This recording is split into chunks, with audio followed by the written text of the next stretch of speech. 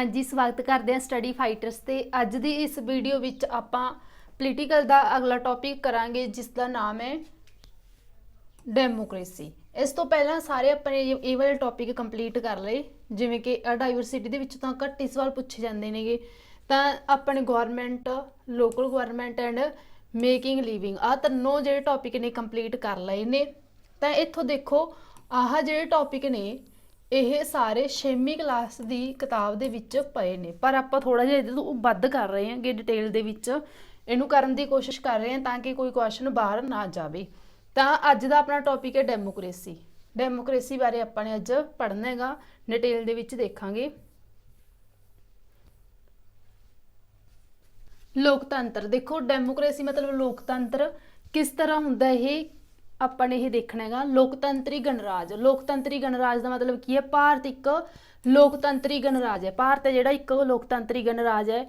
ਗਣਰਾਜ ਦਾ ਮਤਲਬ ਕੀ ਹੁੰਦਾ? ਜਿਹੜਾ ਦੇਸ਼ ਦਾ ਮੁਖੀ ਹੁੰਦਾ ਹੈ ਉਹ ਕੀ ਹੈ? ਚੁਣਿਆ ਜਾਂਦਾ ਹੋਵੇ, ਵੰਸ਼ਕ ਨਾ ਹੋਵੇ, ਚੁਣਿਆ ਜਾਂਦਾ ਹੋਵੇ, ਉਹ ਲੋਕਤੰਤਰ ਗਣਰਾਜ ਹੁੰਦਾ ਹੈਗਾ। ਤਾਂ ਹੁਣ ਅੱਗੇ ਆਪਾਂ ਇਹਦੇ ਅੰਗ ਦੇਖ ਲੈਂਦੇ ਹਾਂ। ਲੋਕਤੰਤਰ ਦੇ ਅੰਗ ਕਿੰਨੇ ਨੇਗੇ? 3 ਅੰਗ ਨੇ। ਇਸ ਦੇ ਕਿਹੜੇ ਕਿਹੜੇ ਨੇ 3 ਅੰਗ? ਵਿਧਾਨ ਪਾਲਿਕਾ, ਕਾਰਜਪਾਲਿਕਾ ਤੇ ਨਿਆਂਪਾਲਿਕਾ। ਤਿੰਨੋਂ ਅੰਗ ਨੇ ਜਿਹੜੇ ਇਹ ਮਿਲ ਕੇ ਕੰਮ ਕਰਦੇ ਨੇਗੇ, ਲੋਕਤੰਤਰ ਨੂੰ ਚਲਾਉਂਦੇ ਨੇਗੇ। ਤਾਂ ਹੁਣ ਆਪਾਂ ਦੇਖ ਲੈਂਦੇ ਹੈਗੇ ਲੋਕਤੰਤਰ ਦਾ ਅਰਥ ਕੀ ਹੈਗਾ। ਲੋਕਤੰਤਰ ਦਾ ਅਰਥ ਹੈ ਭਾਵ ਕਿ ਲੋਕਾਂ ਦਾ ਸ਼ਾਸਨ, ਲੋਕਾਂ ਦੀ ਮਰਜ਼ੀ ਦੇ ਨਾਲ ਸ਼ਾਸਨ ਚੱਲਦਾ ਹੈ। ਤਾਂ ਇਬਰਾਹਿਮ ਲਿੰਕਨ ਦੇ ਅਨੁਸਾਰ ਇਹ ਕੀ ਕਿਹਾ ਗਿਆ? ਲੋਕਤੰਤਰੀ ਸਰਕਾਰ ਵਾਲੀ ਲੋਕਾਂ ਦੀ, ਲੋਕਾਂ ਲਈ ਤੇ ਲੋਕਾਂ ਦੁਆਰਾ ਹੁੰਦੀ ਹੈ। ਇਹ ਸਰਕਾਰ ਹੈ ਜਿਹੜੀ ਲੋਕਾਂ ਦੀ ਆਪਣੀ ਬਣਾਈ ਹੁੰਦੀ ਹੈ ਤੇ ਲੋਕਾਂ ਵਾਸਤੇ ਹੁੰਦੀ ਹੈ। ਤਾਂ ਇਹ ਲੋਕਾਂ ਲਈ ਹੀ ਕੰਮ ਕਰਦੀ ਹੈਗੀ। ਤਾਂ ਆਪਾਂ ਨੇ ਇਹਦਾ ਅਰਥ ਹੈ ਜਿਹੜਾ ਉਹ ਵੀ ਦੇਖ ਲਿਆ ਬਿਲਕੁਲ ਸ਼ਾਰਟ ਦੇ ਵਿੱਚ। ਤੇ ਉਸ ਤੋਂ ਬਾਅਦ ਅੱਗੇ ਆਪਾਂ ਦੇਖਣਾ ਹੈਗਾ ਲੋਕਤੰਤਰ ਦਾ ਆਰੰਭ। ਲੋਕਤੰਤਰ ਦਾ ਆਰੰਭ ਕਿੱਥੇ ਹੋਇਆ ਸੀ? ਯੂਨਾਨ ਦੇ ਸ਼ਹਿਰ ਐਥਨਸ ਵਿੱਚ ਹੋਇਆ ਸੀਗਾ। ਲੋਕਤੰਤਰ ਕੀ ਇੱਥੇ ਲਗਭਗ 2.5, ਇੱਧਰ ਥੋੜਾ ਜਿਹਾ ਕੱਟ ਹੋ ਗਿਆ, ਆਪਾਂ ਇੱਧਰ ਲੈ ਕੇ ਆਨੇ ਇਹਨੂੰ, 2,500 ਸਾਲ ਪੁਰਾਣਾ ਹੈਗਾ। ਤਾਂ ਉਸ ਤੋਂ ਬਾਅਦ ਅੱਗੇ ਦੇਖ ਲੈਂਦੇ ਹਾਂ ਆਧੁਨਿਕ ਲੋਕਤੰਤਰ। ਆਧੁਨਿਕ ਲੋਕਤੰਤਰ ਦੀ ਸਥਾਪਨਾ ਕਿੱਥੇ ਹੋਈ ਸੀ? ਪਹਿਲਾਂ ਯੂਰਪ ਦੇ ਦੇਸ਼ਾਂ ਦੇ ਵਿੱਚ ਹੋਈ। ਕਦੋਂ ਹੋਈ? 17ਵੀਂ ਸਦੀ ਦੇ ਵਿੱਚ। ਆਧੁਨਿਕ ਲੋਕਤੰਤਰ ਦੀ ਪੁੱਛਿਆ ਜਾਵੇ ਤਾਂ ਕਦੋਂ ਹੋਈ ਸੀ? ਯੂਰਪ ਦੇ ਵਿੱਚ 17ਵੀਂ ਸਦੀ 'ਚ। ਤੇ 19ਵੀਂ ਤੇ 20ਵੀਂ ਸਦੀ ਦੇ ਵਿੱਚ ਲੋਕਤੰਤਰ ਦੇ ਵਿੱਚ ਕੀ ਜੋੜਿਆ ਗਿਆ? ਸਮਾਨਤਾ ਦੇ ਅਧਿਕਾਰ ਨੂੰ ਜੋੜਿਆ ਗਿਆ, ਇਸ ਤੇ ਜ਼ਿਆਦਾ ਜ਼ੋਰ ਦਿੱਤਾ ਗਿਆ। ਤੇ ਉਸ ਤੋਂ ਬਾਅਦ ਪ੍ਰਤੀਨਿਧੀਆਂ ਦੀ ਲੋਕਾਂ ਪ੍ਰਤੀ ਜ਼ਿੰਮੇਵਾਰੀ। ਕੀ ਲੋਕਾਂ ਪ੍ਰਤੀ ਕੀ ਜ਼ਿੰਮੇਵਾਰੀ ਬਣਦੀ ਹੈ? ਵਿਆਪਕ ਬਾਲਗ ਮਤ ਅਧਿਕਾਰ, ਰਾਜਨੀਤਿਕ, ਆਰਥਿਕ ਸਮਾਨਤਾ। ਇਹ ਕੀ ਹੈ? ਆਪਾਂ ਨੇ ਲੋਕਤੰਤਰ ਦਾ ਆਰੰਭ ਪੜ੍ਹ ਲਿਆ, ਕਦੋਂ ਕਿੱਥੇ ਹੋਇਆ, ਇਸ ਤਰ੍ਹਾਂ। ਤੇ ਉਸ ਤੋਂ ਬਾਅਦ ਅੱਗੇ ਆਪਾਂ ਨੇ ਦੇਖਣਾ ਹੈਗਾ ਅਸਿੱਧਾ ਪ੍ਰਤੀਨਿਧ ਲੋਕਤੰਤਰ। ਅਸਿੱਧਾ ਪ੍ਰਤੀਨਿਧ ਲੋਕਤੰਤਰ ਕੀ ਹੁੰਦਾ ਆਪਾਂ ਨੇ ਦੇਖਣਾ ਹੈ। ਸਭ ਤੋਂ ਪਹਿਲਾਂ ਆਪਾਂ ਸਿੱਧਾ ਲੋਕਤੰਤਰ ਸਮਝ ਲੈਂਦੇ ਹੈਗੇ। ਸਿੱਧਾ ਲੋਕਤੰਤਰ ਕੀ ਹੁੰਦਾ? ਸਭ ਤੋਂ ਪਹਿਲਾਂ ਆਪਾਂ ਸਿੱਧਾ ਦੇਖਣਾ ਹੈਗਾ। ਸਿੱਧਾ ਲੋਕਤੰਤਰ ਮਤਲਬ ਜਿਸ ਨੂੰ ਆਪਾਂ ਵੋਟਾਂ ਪਾ ਰਹੇ ਹਾਂ ਉਹ ਖੁਦ ਹੀ ਮੁਖੀ ਬਣਦਾ ਹੋਵੇ, ਜਿਵੇਂ ਕਿ ਸਰਪੰਚ ਹੋ ਗਿਆ, ਇਹਦੇ ਵਿੱਚ ਪੰਚ ਹੋ ਗਏ। ਇਹ ਕੀ ਹੈ? ਸਿੱਧਾ ਲੋਕਤੰਤਰ ਹੈਗਾ। ਤੇ ਉਸ ਤੋਂ ਬਾਅਦ ਅਸਿੱਧਾ ਦਾ ਮਤਲਬ ਕਿਸੇ ਪ੍ਰਤੀਨਿਧ ਨੂੰ ਵੋਟ ਪਾਣੀ, ਕਿਸੇ ਪ੍ਰਤੀਨਿਧ ਨੂੰ ਵੋਟ ਪਾਣੀ ਤੇ ਉਹ ਅੱਗੇ ਜਾ ਕੇ ਸਾਰੇ ਕੀ ਨੇ ਮਿਲ ਕੇ ਸਰਕਾਰ ਬਣਾਉਂਦੇ ਨੇ। ਜਿਵੇਂ ਕਿ ਆਪਾਂ ਕਹਿ ਸਕਦੇ ਹਾਂ ਐਮਐਲਏ ਨੇ ਜਿਹੜੇ, ਉਹਨਾਂ ਨੂੰ ਆਪਾਂ ਵੋਟਾਂ ਪਾਉਂਦੇ ਹਾਂ, ਉਹ ਸਾਰੇ ਐਮਐਲਏ ਮਿਲ ਕੇ ਕੀ ਕਰਦੇ ਨੇ? ਅੱਗੇ ਮੁੱਖ ਮੰਤਰੀ ਬਣਾਉਂਦੇ ਨੇਗੇ। ਇਸ ਤਰ੍ਹਾਂ ਯਾਦ ਰੱਖਣਾ।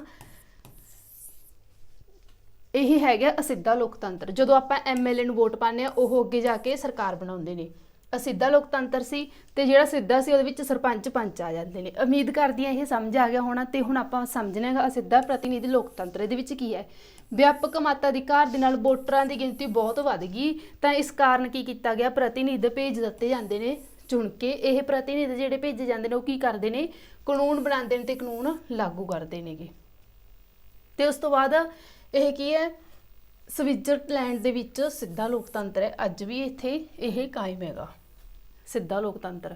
ਤੇ ਉਸ ਤੋਂ ਬਾਅਦ ਅੱਗੇ ਆਪਾਂ ਪੜ੍ਹਨਾ ਹੈ ਲੋਕਤੰਤਰੀ ਸਰਕਾਰ ਦੀ ਵੰਡ। ਲੋਕਤੰਤਰੀ ਸਰਕਾਰ, ਹੁਣ ਇੱਥੇ ਆਪਣੇ ਭਾਰਤ ਬਾਰੇ ਗੱਲ ਹੋ ਰਹੀ ਹੈ ਕਿ ਆਪਣੇ ਭਾਰਤ ਦੇ ਵਿੱਚ ਕਿਸ ਤਰ੍ਹਾਂ ਦਾ ਲੋਕਤੰਤਰ ਹੈਗਾ, ਇਹਦੇ ਬਾਰੇ ਆਪਾਂ ਨੇ ਦੇਖਣਾ ਹੈ। ਇੱਥੇ ਕੀ ਹੈ? ਸੰਸਦੀ ਪ੍ਰਧਾਨਤਾ, ਦੋਨੋਂ ਮਤਲਬ ਕਿ ਗੁਣ ਨੇ ਜਿਹੜੇ ਉਹ ਪਾਏ ਜਾਂਦੇ ਨੇ ਭਾਰਤ ਦੀ ਸਰਕਾਰ ਦੇ ਵਿੱਚ। ਆਪਣੇ ਦੇਖਣੇ ਨੇਗੇ ਇੱਥੇ ਕੀ ਹੈ? ਕਾਰਜਪਾਲਿਕਾ ਤੇ ਵਿਧਾਨ ਪਾਲਿਕਾ ਦਾ ਦੋਨਾਂ ਦਾ ਆਪਸ ਦੇ ਵਿੱਚ ਗੂੜਾ ਸੰਬੰਧ ਹੁੰਦਾ। ਕਿੱਥੇ? ਸੰਸਦੀ ਸਰਕਾਰ ਦੇ ਵਿੱਚ। ਦੋनों जाने मिल के की करते हैं सरकार नूं चलाउंदे ने। ते उस तो बाद संसदी सरकार विच संसद भावें विधान पालिका तो वधेरे शक्तिशाली हुंदी है। मतलब कि ਵਿਧਾਨ ਪਾਲਿਕਾ ਵਧੇਰੇ ਸ਼ਕਤੀਸ਼ਾਲੀ ਹੁੰਦੀ ਹੈ ਕਿੱਥੇ, ਸੰਸਦ ਦੇ ਵਿੱਚ। ਤੇ ਉਸ ਤੋਂ ਬਾਅਦ ਰਾਸ਼ਟਰਪਤੀ ਨਾਮਾਤਰ ਮੁਖੀ ਹੁੰਦਾ ਹੈ ਤੇ ਸਰਕਾਰ ਦੀ ਅਸਲੀ ਸ਼ਕਤੀ ਪ੍ਰਧਾਨ ਮੰਤਰੀ ਦੇ ਕੋਲ ਹੁੰਦੀ ਹੈ। ਇਹਦੇ ਵਿੱਚ ਦੇਖੋ ਕੀ ਹੁੰਦਾ, ਪ੍ਰਧਾਨਤਮਕ ਸਰਕਾਰ ਹੈ ਜਿਹੜੀ, ਉਹਦੇ ਵਿੱਚ ਕੀ ਹੁੰਦਾਗਾ, ਦੇਸ਼ ਦਾ ਮੁਖੀ ਤਾਂ ਹੁੰਦਾ ਪਰ ਇਹ ਨਾਮਾਤਰ ਹੁੰਦਾ, ਸਿਰਫ ਸਾਈਨ ਵਗੈਰਾ ਕਰਨ ਦੇ ਕੰਮ ਆਉਂਦੇ ਕਹਿ ਸਕਦੇ ਹਾਂ ਆਪਾਂ। ਤਾਂ ਜਿਹੜੀ ਅਸਲੀ ਸ਼ਕਤੀ ਹੈ ਉਹ ਕਿਹਦੇ ਕੋਲ ਹੁੰਦੀ ਹੈ, ਪ੍ਰਧਾਨ ਮੰਤਰੀ ਦੇ ਕੋਲ ਹੁੰਦੀ ਹੈ। ਹੁਣ ਇਸ ਤਰ੍ਹਾਂ ਦੀ ਸਰਕਾਰ ਹੈ ਜਿਹੜੀ ਉਹ ਕਿੱਥੇ ਹੈ, ਇੰਗਲੈਂਡ ਵਿੱਚ ਤੇ ਭਾਰਤ ਦੇ ਵਿੱਚ ਦੇਖਣ ਨੂੰ ਮਿਲਦੀ ਹੈਗੀ। ਤੇ ਉਸ ਤੋਂ ਬਾਅਦ ਅੱਗੇ ਆਪਾਂ ਨੇ ਅਗਲਾ ਦੇਖਣਾ ਲੋਕਤੰਤਰ ਦਾ ਗੁਣ ਹੈ ਜਿਹੜਾ ਉਹ ਭਾਰਤ ਨੇ ਅਪਣਾਇਆ ਹੋਇਆ ਹੈਗਾ। ਤਾਂ ਇਹਦੇ ਵਿੱਚ ਦੇਖੋ ਕੇਂਦਰ ਅਤੇ ਰਾਜ ਸਰਕਾਰ ਵਿੱਚ ਸ਼ਕਤੀਆਂ ਦੀ ਵੰਡ। ਹੁਣ ਸੰਘਾਤਮਿਕ ਬਾਰੇ ਇਹ, ਸੰਘਾਤਮਿਕ ਦਾ ਮਤਲਬ ਇਹ ਹੈ ਕਿ ਸ਼ਕਤੀਆਂ ਦੀ ਵੰਡ ਕੀਤੀ ਹੋਵੇ, ਸ਼ਕਤੀਆਂ ਵੰਡੀਆਂ ਹੋਣ, ਸ਼ਕਤੀਆਂ ਦੀ ਵੰਡ ਕੀਤੀ ਹੈ। ਕਾਹਦੇ ਵਿੱਚ ਕੀਤੀ ਹੋਈ ਹੈ, ਕੇਂਦਰ ਵਿੱਚ ਤੇ ਰਾਜਾਂ ਦੇ ਵਿੱਚ, ਕੇਂਦਰ ਤੇ ਰਾਜਾਂ ਦੇ ਵਿੱਚ ਸ਼ਕਤੀਆਂ ਦੀ ਵੰਡ ਕੀਤੀ ਹੋਈ ਹੈ। ਇਹ ਕੀ ਹੈ, ਸੰਘਾਤਮਿਕ ਸ਼ਾਸਨ ਪ੍ਰਣਾਲੀ ਹੈ। ਸੰਘਾਤਮਿਕ ਸ਼ਾਸਨ ਪ੍ਰਣਾਲੀ ਦੇ ਵਿੱਚ ਕੀ ਹੁੰਦਾ ਹੈ, ਕੇਂਦਰ ਵਿੱਚ ਤੇ ਰਾਜਾਂ ਦੇ ਵਿੱਚ ਸ਼ਕਤੀਆਂ ਦੀ ਵੰਡ ਕੀਤੀ ਹੁੰਦੀ ਹੈ। ਇਹ ਦੋਨੋਂ ਇੱਕ ਦੂਸਰੇ ਦੀਆਂ ਸ਼ਕਤੀਆਂ ਦੇ ਵਿੱਚ ਇੰਟਰਫੇਅਰ ਨਹੀਂ ਕਰਦੇ, ਦੋਨੋਂ ਆਪਣੇ ਆਪ ਦੇ ਵਿੱਚ ਸੁਤੰਤਰ ਹੁੰਦੇ ਨੇ। ਪਰ ਜਿਹੜੀ ਇਕਾਤਮਿਕ ਹੈ ਇਹਦੇ ਵਿੱਚ ਕੀ ਹੁੰਦਾਗਾ, ਮਤਲਬ ਕਿ ਅਲੱਗ-ਅਲੱਗ ਹੁੰਦੇ ਨੇ। ਤਾਂ ਇਕਾਤਮਿਕ ਦੇ ਵਿੱਚ ਕੀ ਹੁੰਦਾ, ਕੇਂਦਰ ਦੇ ਵਿੱਚ ਸ਼ਕਤੀਆਂ ਨੇ ਜਿਹੜੀਆਂ ਉਹ ਜ਼ਿਆਦਾ ਹੁੰਦੀਆਂ ਨੇ, ਕੇਂਦਰ ਹੈ ਜਿਹੜਾ ਉਹ ਜ਼ਿਆਦਾ ਮਹੱਤਵਪੂਰਨ ਹੁੰਦਾ ਹੈਗਾ ਰਾਜਾਂ ਦੇ ਨਾਲੋਂ। ਤਾਂ ਹੁਣ ਦੇਖੋ ਇਹਦੇ ਵਿੱਚ ਕੀ ਹੁੰਦਾ, ਸ਼ਕਤੀਆਂ ਦੀ ਵੰਡ ਕੀਤੀ ਹੁੰਦੀ ਹੈ। ਜਿਵੇਂ ਕਿ ਇਹਦੇ ਵਿੱਚ ਦੇਖੋ ਲੋਕਤੰਤਰੀ ਸਰਕਾਰ, ਲੋਕਤੰਤਰੀ ਸਰਕਾਰ ਦੇ ਵਿੱਚ ਸੰਘਾਤਮਿਕ ਤੇ ਇਕਾਤਮਿਕ ਦੋਨੋਂ ਗੁਣ ਹੋ ਸਕਦੇ ਨੇ। ਆਪਣੇ ਭਾਰਤ ਦੇ ਵਿੱਚ ਇਹ ਦੋਨੋਂ ਗੁਣ ਨੇ। ਤੇ ਉਸ ਤੋਂ ਬਾਅਦ ਆਪਾਂ ਦੇਖ ਲੈਂਦੇ ਆਂਗੇ ਭਾਰਤ ਸੰਘਾਤਮਿਕ ਲੋਕਤੰਤਰ ਦੇਸ਼ ਹੈ। ਹੁਣੀ ਆਪਾਂ ਨੇ ਇਹ ਗੱਲ ਕੀਤੀ ਹੈ, ਭਾਰਤ ਦੇ ਵਿੱਚ ਕੀ ਹੈ, ਸੰਘਾਤਮਿਕ ਹੈ ਢਾਂਚਾ ਅਪਣਾਇਆ ਹੋਇਆ, ਨਾ ਕਿਤੇ ਇਕਾਤਮਿਕ ਵੀ ਹੋ ਜਾਂਦਾ ਹੈ। ਉਹ ਕਦੋਂ ਹੋਊਗਾ ਆਪਾਂ ਦੇਖਾਂਗੇ ਅੱਗੇ। ਦੇਖੋ ਇੱਥੇ ਤੱਕ ਇਹ ਸਾਰਾ ਸੰਘਾਤਮਿਕ ਬਾਰੇ ਆਪਾਂ ਨੇ ਸਮਝ ਲਿਆ। ਸੰਘਾਤਮਿਕ ਦੇ ਵਿੱਚ ਕੀ ਹੁੰਦਾ ਹੈਗਾ, ਸ਼ਕਤੀਆਂ ਦੀ ਵੰਡ ਕੇਂਦਰ ਤੇ ਰਾਜਾਂ ਦੇ ਵਿੱਚ ਕੀਤੀ ਹੁੰਦੀ ਹੈ, ਕੇਂਦਰ ਤੇ ਰਾਜਾਂ ਦੇ ਵਿੱਚ ਸ਼ਕਤੀਆਂ ਦੀ ਵੰਡ ਕੀਤੀ ਹੁੰਦੀ ਹੈ। ਤੇ ਉਸ ਤੋਂ ਬਾਅਦ ਇਕਾਤਮਿਕ ਦੇ ਵਿੱਚ ਕੀ ਹੁੰਦਾ, ਇਕਾਤਮਿਕ ਲੋਕਤੰਤਰ ਦੇ ਦੇਸ਼ ਵਿੱਚ ਰਾਜਾਂ ਤੇ ਕੇਂਦਰ ਦੇ ਵਿੱਚ, ਇਹਦੇ ਵਿੱਚ ਵੀ ਕੀ ਹੁੰਦਾ ਹੈ, ਕੇਂਦਰ ਤੇ ਰਾਜਾਂ ਦੇ ਵਿੱਚ ਸ਼ਕਤੀਆਂ ਦੀ ਵੰਡ ਕੀਤੀ ਹੁੰਦੀ ਹੈ। ਹੁਣ ਅੱਗੇ ਸਮਝੋ ਕੀ ਹੈ ਇੱਥੇ, ਕਹਿੰਦੇ ਪਰ ਰਾਜਾਂ ਦੇ ਮੁਕਾਬਲੇ ਕੇਂਦਰ ਕੀ ਹੈ, ਵਧੇਰੇ ਸ਼ਕਤੀਸ਼ਾਲੀ ਹੁੰਦਾ ਹੈ। ਗੱਲ ਇੱਥੇ ਯਾਦ ਰੱਖਣ ਵਾਲੀ ਇਹ ਹੈ, ਦੋਨਾਂ ਦੇ ਵਿੱਚ ਸ਼ਕਤੀਆਂ ਦੀ ਵੰਡ ਕੀਤੀ ਜਾਂਦੀ ਹੈ, ਕੇਂਦਰ ਦੇ ਵਿੱਚ ਤੇ ਰਾਜਾਂ ਦੇ ਵਿੱਚ। ਪਰ ਜਦੋਂ ਇਕਾਤਮਿਕ ਦੀ ਗੱਲ ਕਰਦੇ ਹਾਂ ਨਾ ਆਪਾਂ, ਤਾਂ ਉੱਥੇ ਕੀ ਹੈ, ਕੇਂਦਰ ਵਧੇਰੇ ਸ਼ਕਤੀਸ਼ਾਲੀ ਬਣ ਜਾਂਦਾ ਹੈ। ਇਕਾਤਮਿਕ ਦੇ ਵਿੱਚ ਇੱਕ ਦਾ ਮਤਲਬ ਸਮਝੋ, ਇੱਕ ਜਿਹੜਾ ਉਹ ਜ਼ਿਆਦਾ ਸ਼ਕਤੀਸ਼ਾਲੀ ਹੋਊਗਾ, ਤਾਂ ਕੇਂਦਰ ਹੈ ਜਿਹੜਾ ਉਹ ਜ਼ਿਆਦਾ ਸ਼ਕਤੀਸ਼ਾਲੀ ਹੋਊਗਾ ਇਕਾਤਮਿਕ ਦੇ ਵਿੱਚ। ਤੇ ਉਸ ਤੋਂ ਬਾਅਦ ਅੱਗੇ ਦੇਖਦੇ ਹਾਂ, ਸਾਡੇ ਭਾਰਤ ਦਾ ਸੰਵਿਧਾਨ ਭਾਵੇਂ ਸੰਘਾਤਮਿਕ ਹੈ। ਹੁਣ ਦੇਖੋ ਇੱਥੇ ਤੱਕ ਆਪਾਂ ਸਮਝਿਆ ਸੀਗੇ, ਸਾਡੇ ਭਾਰਤ ਨੇ ਜਿਹੜਾ ਸੰਵਿਧਾਨ ਦਾ ਢਾਂਚਾ ਫੋਲੋ ਕੀਤਾ ਉਹ ਕਿਹੜਾ ਹੈਗਾ, ਸੰਘਾਤਮਿਕ ਹੈ। ਪਰ ਕਿਸੇ ਅੰਦਰੂਨੀ, ਹੁਣ ਕਹਿੰਦੇ ਜੇ ਕੋਈ ਮਤਲਬ ਕੀ ਹੈ, ਕੋਈ ਅੰਦਰੋਂ ਮਤਲਬ ਕਿ ਯੁੱਧ ਹੋਣੇ ਸ਼ੁਰੂ ਹੋ ਜਾਣ ਰਾਜਾਂ ਦੇ ਵਿੱਚ, ਜਾਂ ਫਿਰ ਕੋਈ ਬਾਹਰੀ ਸੰਕਟ ਆ ਜੇ, ਤਾਂ ਕੀ ਕਰਦਾ ਹੈ, ਕੇਂਦਰ ਹੈ ਜਿਹੜਾ ਉਹ ਸਰਕਾਰ ਦੀਆਂ ਸਾਰੀਆਂ ਸ਼ਕਤੀਆਂ ਆਪਣੇ ਕੋਲ ਲੈ ਲੈਂਦਾ। ਮਤਲਬ ਕਿ ਆਪਾਂ ਕਹਿ ਸਕਦੇ ਹਾਂਗੇ ਇਹਦੇ ਵਿੱਚ ਕੀ ਹੁੰਦਾ, ਰਾਸ਼ਟਰਪਤੀ ਰਾਜ ਕਹਿ ਦਿੰਦੇ ਲਾਗੂ ਹੋ ਜਾਂਦਾ। ਜਦੋਂ ਰਾਸ਼ਟਰਪਤੀ ਰਾਜ ਲਾਗੂ ਹੁੰਦਾ ਤਾਂ ਇਹਦਾ ਮਤਲਬ ਇਹੀ ਹੁੰਦਾਗਾ ਕਿ ਜਿਹੜੀਆਂ ਰਾਜਾਂ ਦੀਆਂ ਸ਼ਕਤੀਆਂ ਨੇ ਉਹ ਕੇਂਦਰ ਦੇ ਕੋਲ ਚਲੀਆਂ ਗਈਆਂ। ਉਦੋਂ ਆਪਣੇ ਭਾਰਤ ਦਾ ਢਾਂਚਾ ਜਿਹੜਾ ਉਹ ਇਕਾਤਮਿਕ ਹੋ ਜਾਂਦਾ ਹੈਗਾ।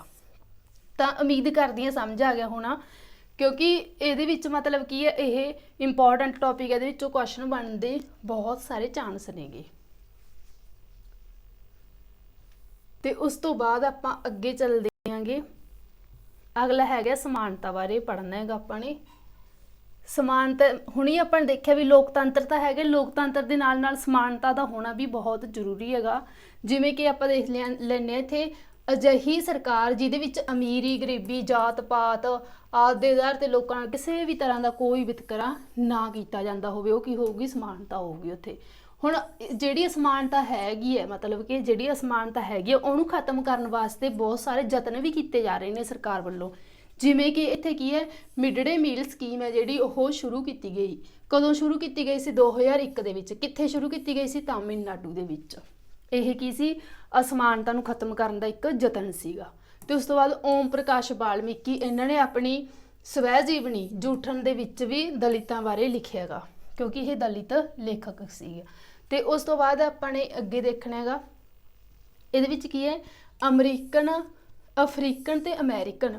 ਇਹਦੇ ਵਿੱਚ 1950 ਦੇ ਵਿੱਚ ਸਮਾਨਤਾ ਦੇ ਅਧਿਕਾਰਾਂ ਵਾਸਤੇ ਯਤਨ ਕੀਤੇ ਗਏ ਸੀਗੇ। ਸਮਾਨਤਾ ਦੇ ਅਧਿਕਾਰਾਂ ਵਾਸਤੇ, ਸਮਾਨਤਾ ਜਾਂ ਬਰਾਬਰਤਾ ਵਾਸਤੇ ਯਤਨ ਕੀਤੇ ਗਏ ਸੀ। ਇਹਦੇ ਵਾਸਤੇ ਕੀ ਕੀਤਾ ਸੀ, ਸਿਵਲ ਅਧਿਕਾਰਾਂ ਦੇ ਅੰਦੋਲਨ ਚੱਲ ਰਹੇ ਸੀਗੇ 1950 ਤੋਂ ਲੈ ਕੇ ਕੀ ਸੀਗਾ, ਸਿਵਲ ਅਧਿਕਾਰਾਂ ਦੇ ਅੰਦੋਲਨ ਚੱਲ ਰਹੇ ਸੀ ਅਮਰੀਕਾ ਦੇ ਵਿੱਚ ਤੇ ਅਫਰੀਕਾ ਦੇ ਵਿੱਚ। ਤਾਂ 1964 ਦੇ ਵਿੱਚ ਕੀ ਹੋਇਆ, ਰੋਸਾ ਪਾਰਕ ਦੁਆਰਾ ਇਹ ਅੰਦੋਲਨ ਹੋਰ ਵੀ ਜ਼ਿਆਦਾ ਮਤਲਬ ਕਿ ਉਤਸ਼ਾਹਿਤ ਕੀਤਾ ਗਿਆ। ਇੱਥੇ ਕੀ ਹੁੰਦਾ ਸੀਗਾ, ਜਿਹੜੇ ਅੰਗਰੇਜ਼ ਹੁੰਦੇ ਸੀ ਬੱਸ ਦੇ ਵਿੱਚ ਉਹਨਾਂ ਦੀਆਂ ਸੀਟਾਂ ਸੀ ਜਿਹੜੀਆਂ ਉਹ ਰਿਜ਼ਰਵ ਹੁੰਦੀਆਂ ਸੀ। ਜਿਹੜੇ ਅਫਰੀਕਨ ਜਾਂ ਅਮਰੀਕਨ ਹੁੰਦੇ ਸੀ ਉਹਨਾਂ ਨੂੰ ਬੱਸ ਵਿੱਚ ਖੜੇ ਸਫ਼ਰ ਕਰਨਾ ਪੈਂਦਾ ਸੀਗਾ ਤੇ ਜਿਹੜੇ ਅੰਗਰੇਜ਼ ਸੀ ਉਹ ਬੈਠ ਕੇ ਸਫ਼ਰ ਕਰਦੇ ਸੀ। ਤਾਂ ਇੱਕ ਦਿਨ ਕੀ ਹੋਇਆ 1964 ਦੇ ਵਿੱਚ ਰੋਸਾ ਪਾਰਕ ਨੇ ਸੀਟ ਛੱਡਣ ਤੋਂ ਮਨਾ ਕਰਤਾ ਕਿਸੇ ਅੰਗਰੇਜ਼ ਨੂੰ। ਤਾਂ ਜਦੋਂ ਅੰਗਰੇਜ਼ ਵਿਅਕਤੀ ਨੂੰ ਸੀਟ ਛੱਡਣ ਤੋਂ ਮਨਾ ਕਰਤਾ ਤਾਂ ਇਹ ਅੰਦੋਲਨ ਹੈ ਜਿਹੜਾ ਹੋਰ ਵੀ ਜ਼ਿਆਦਾ ਭਖ ਗਿਆ 64 ਦੇ ਵਿੱਚ। ਤੇ ਉਸ ਤੋਂ ਬਾਅਦ ਅੱਗੇ ਹੈਗਾ ਵੋਟ ਪਾਉਣ ਦਾ ਸਮਾਨ ਅਧਿਕਾਰ। ਹੁਣ ਦੇਖੋ ਵੋਟ ਪਾਉਣ ਦਾ ਸਮਾਨ ਅਧਿਕਾਰ ਲੋਕਤੰਤਰ ਦੀ ਇਹ ਇੱਕ ਬਹੁਤ ਹੀ ਮਹਾਨ ਵਿਸ਼ੇਸ਼ਤਾ ਕਹਿ ਸਕਦੇ ਹੈਗੇ। ਸਾਰੇ ਵਿਅਕਤੀ ਜਿਨ੍ਹਾਂ ਦੀ ਉਮਰ 18 ਸਾਲ ਤੋਂ ਵੱਧ ਹੈ, 18 ਸਾਲ ਤੋਂ ਵੱਧ ਹੈ ਤੇ ਉਹਨਾਂ ਦਾ ਨਾਮ ਵੋਟਰ ਸੂਚੀ ਦੇ ਵਿੱਚ ਆਉਂਦਾ ਹੈ, ਉਹ ਸਾਰੇ ਕੀ ਕਰਦੇ ਨੇ, ਵੋਟ ਪਾਉਂਦੇ ਨੇ। ਲੋਕਤੰਤਰੀ ਸ਼ਾਸਨ ਦੇ ਵਿੱਚ ਪ੍ਰਣਾਲੀ ਦੀ ਅਸਲੀ ਜਾਨ ਕਿਹਨੂੰ ਮੰਨਿਆ ਜਾਂਦਾ ਹੈ, ਬਾਲਗ ਮਤ ਅਧਿਕਾਰ ਨੂੰ ਮੰਨਿਆ ਜਾਂਦਾ ਹੈਗਾ। ਦੇਸ਼ ਦੇ ਹਰ ਬਾਲਗ ਨੂੰ ਵੋਟ ਪਾਉਣ ਦਾ ਅਧਿਕਾਰ ਹੈ। ਜਿਹੜਾ ਇਹ ਮਤਲਬ ਕੀ ਹੈ ਸਾਰੇ ਵਿਅਕਤੀਆਂ ਨੂੰ ਵੋਟ ਪਾਉਣ ਦਾ ਅਧਿਕਾਰ ਹੈ ਉਹਨੂੰ ਕੀ ਕਿਹਾ ਜਾਂਦਾ ਹੈਗਾ, ਸਰਬ ਵਿਆਪਕ ਬਾਲਗ ਮਤ ਅਧਿਕਾਰ। ਤੇ ਉਸ ਤੋਂ ਬਾਅਦ ਅੱਗੇ ਦੇਖਣਾ ਆਪਾਂ ਨੇ ਲੋਕਤੰਤਰੀ ਰਾਜ ਵਿੱਚ ਸ਼ਾਸਨ ਕਿਹਦੇ ਹੱਥਾਂ 'ਚ ਹੁੰਦਾ, ਪ੍ਰਤੀਨਿਧਾਂ ਦੇ ਹੱਥਾਂ ਦੇ ਵਿੱਚ ਹੁੰਦਾ। ਇਹ ਪ੍ਰਤੀਨਿਧ ਨੇ ਜਿਹੜੇ ਲੋਕਾਂ ਲਈ ਕੰਮ ਕਰਦੇ ਨੇ, ਕਾਨੂੰਨ ਬਣਾਉਂਦੇ ਨੇ, ਲਾਗੂ ਕਰਦੇ ਨੇਗੇ। ਤੇ ਉਸ ਤੋਂ ਬਾਅਦ ਚੋਣਾਂ ਰਾਹੀਂ ਲੋਕ ਆਪਣੇ ਪ੍ਰਤੀਨਿਧ ਚੁਣਦੇ ਨੇ। ਇਹ ਪ੍ਰਤੀਨਿਧ ਕਿਵੇਂ ਚੁਣੇ ਜਾਂਦੇ ਨੇ, ਚੋਣਾਂ ਦੇ ਦੁਆਰਾ ਚੁਣੇ ਜਾਂਦੇ ਨੇਗੇ। ਤੇ ਉਸ ਤੋਂ ਬਾਅਦ ਕੁਝ ਪੁਰਾਣੇ ਕੁਐਸਚਨ ਨੇ ਪੇਪਰਾਂ ਦੇ ਵਿੱਚੋਂ ਲਏ ਹੋਏ, ਆਪਾਂ ਇਹਨਾਂ ਨੂੰ ਵੇਖਣਾ ਹੈਗਾ, ਡਿਸਕਸ ਕਰਨਾ ਹੈ।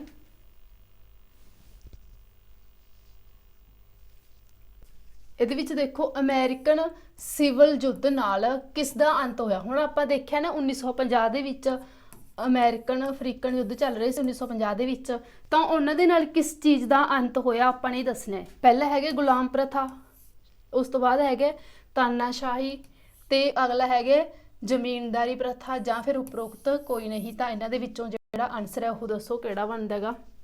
ਤਾਂ ਇਹਨਾਂ ਦੇ ਨਾਲ ਕੀ ਹੈ, ਗੁਲਾਮ ਪ੍ਰਥਾ ਦਾ ਅੰਤ ਹੋ ਗਿਆ, ਸਮਾਨਤਾ ਦੇ ਅਧਿਕਾਰਾਂ ਦੀ ਮੰਗ ਕੀਤੀ ਜਾ ਰਹੀ ਸੀਗੀ। ਤੇ ਉਸ ਤੋਂ ਬਾਅਦ ਅਗਲਾ ਕੁਐਸਚਨ ਦੇਖੋ,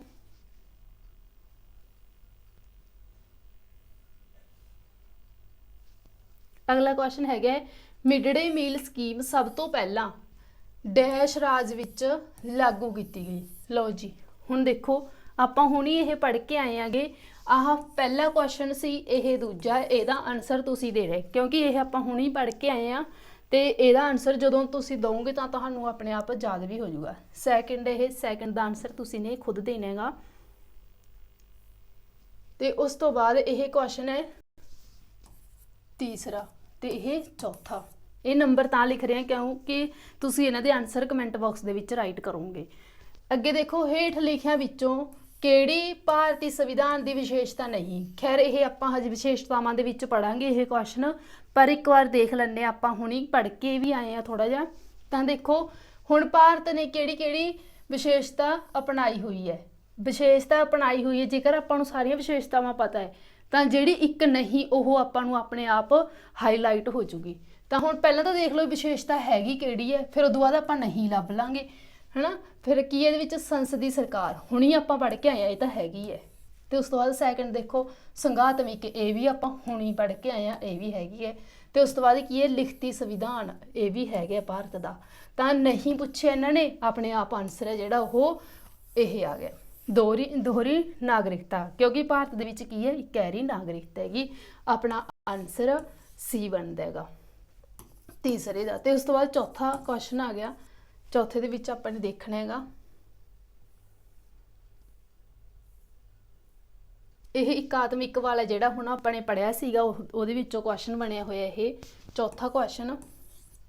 ਇਕਾਤਮਿਕ ਸਰਕਾਰ ਦੇ ਸੰਦਰਭ ਵਿੱਚ ਨਿਮਨਲਿਖਤ ਵਿੱਚੋਂ ਕਿਹੜਾ ਗਲਤ ਹੈ। ਹੁਣ ਇਹਨਾਂ ਚੋਂ ਗਲਤ ਦੱਸਣਾ ਆਪਾਂ ਨੇ, ਉਹੀ ਗੱਲ ਜਿਹੜੇ ਆਪਾਂ ਨੂੰ ਲੱਗਦਾ ਵੀ ਹਾਂ ਇਹ ਸਹੀ ਨੇ ਉਹਨਾਂ ਦੇ ਵਿੱਚੋਂ ਪਹਿਲਾਂ ਆਪਾਂ ਸਹੀ ਲੱਭ ਲਓ। ਜਿਹੜਾ ਆਪਾਂ ਨੂੰ ਸਹੀ ਨਹੀਂ ਲੱਗੂਗਾ ਉਹੀ ਆਨਸਰ ਹੋਊਗਾ। ਦੇਖੋ ਜਾਂ ਤਾਂ ਕਹਿੰਦੇ ਸਰਕਾਰ ਦਾ ਇੱਕੋ ਪੱਧਰ ਹੁੰਦਾ ਹੈ, ਅਤੇ ਜਾਂ ਲਘੂ ਇਕਾਈਆਂ ਕੇਂਦਰ ਸਰਕਾਰ ਦੇ ਅਧੀਨ ਹੁੰਦੇ ਨੇ। ਇਹ ਗੱਲ ਬਿਲਕੁਲ ਸਹੀ ਹੈ। ਹੁਣੀ ਆਪਾਂ ਨੇ ਪੜ੍ਹਿਆ ਸੀ ਸ਼ਕਤੀਆਂ ਦੀ ਵੰਡ ਹੁੰਦੀ ਹੈ ਪਰ ਕੇਂਦਰ ਜਿਹੜਾ ਉਹ ਜ਼ਿਆਦਾ ਸ਼ਕਤੀਸ਼ਾਲੀ ਹੁੰਦਾ। ਇਹਦੇ ਵਿੱਚ ਇਹੀ ਗੱਲ ਕਹਿਣ ਦੀ ਕੋਸ਼ਿਸ਼ ਕੀਤੀ ਗਈ ਹੈ, ਇਹਦਾ ਮਤਲਬ ਇਹ ਸਹੀ ਹੈ।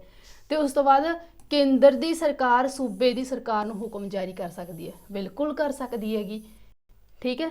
ਤੇ ਉਸ ਤੋਂ ਬਾਅਦ ਅਗਲਾ ਹੈਗਾ ਕੇਂਦਰ ਦੀ ਸਰਕਾਰ ਸੂਬੇ ਦੀ ਸਰਕਾਰ ਨੂੰ ਕੁਝ ਵੀ ਕਰਨ ਲਈ ਹੁਕਮ ਜਾਰੀ ਨਹੀਂ ਕਰ ਸਕਦੀ। ਲਓ ਜੀ, ਇਹ ਗੱਲ ਕਹੀ ਹੈ ਇਹਨਾਂ ਨੇ ਸਹੀ, ਤੇ ਨਾਲ ਦੀ ਨਾਲ ਇਹ ਗੱਲ ਕਹਿਤੀ ਇਹਦੇ ਉਲਟ, ਤਾਂ ਫਿਰ ਕੀ ਹੋ ਗਿਆ ਆਪਣਾ ਆਨਸਰ ਇਹੀ ਬਣ ਗਿਆ। ਤਾਂ ਆਪਣਾ ਆਨਸਰ ਸੀ ਹੈਗਾ। ਇਹਨਾਂ ਨੇ ਕਿਹਾ ਵੀ ਮਤਲਬ ਕਿ ਹੁਕਮ ਜਾਰੀ ਨਹੀਂ ਕਰ ਸਕਦੀ, ਕਰ ਸਕਦੀ ਹੈ, ਕਿਉਂਕਿ ਆਪਣੇ ਭਾਰਤ ਦੇ ਵਿੱਚ ਇਕਾਤਮਿਕ ਢਾਂਚਾ ਹੈ ਨਾ, ਤਾਂ ਜਦੋਂ ਕੋਈ ਬਾਹਰੀ ਜਾਂ ਅੰਦਰੂਨੀ ਹਮਲਾ ਹੁੰਦਾ ਹੈ ਤਾਂ ਨਾਲ ਦੀ ਨਾਲ ਰਾਜ ਨੂੰ ਹੁਕਮ ਜਾਰੀ ਕੀਤੇ ਜਾਂਦੇ ਨੇ ਤੇ ਰਾਸ਼ਟਰਪਤੀ ਰਾਜ ਲਾਗੂ ਕੀਤਾ ਜਾਂਦਾ। ਇਹਨਾਂ ਨੇ ਨਹੀਂ ਲਿਖਿਆ, ਇਹੀ ਗਲਤ ਹੈਗਾ। ਤੇ ਉਸ ਤੋਂ ਬਾਅਦ ਆਪਾਂ ਅਗਲਾ ਕੁਐਸਚਨ ਦੇਖਣਾ ਹੈਗਾ